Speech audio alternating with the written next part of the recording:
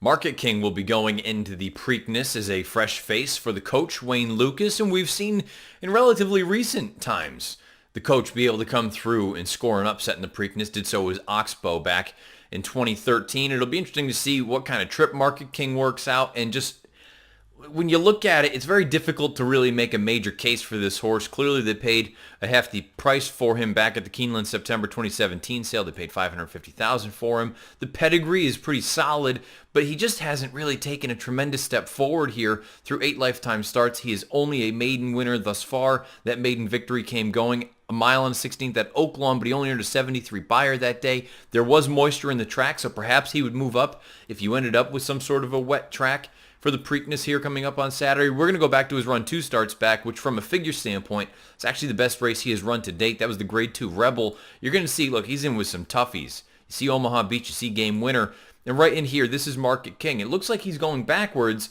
He's actually going to stay on and finish third, but when I say stay on, he is not remotely close to the top 2. The top 2 are going to be about 6-7 lengths in front of him when it's all said and done.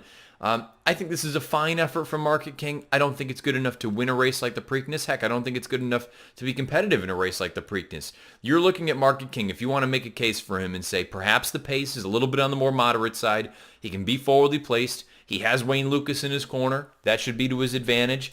And you know what? Maybe this is not a great group of horses that will be running in the Preakness. And when I say that, I maintain it's too early to make a definitive statement one way or the other. But when you factor in that the first 4 horses that crossed the wire first in the Kentucky Derby are not running here, then you know what? It is a little bit more of a crapshoot. It's a little bit more of a wide open race. If you're trying to make the case for Market King, I think that's the argument you are trying to make.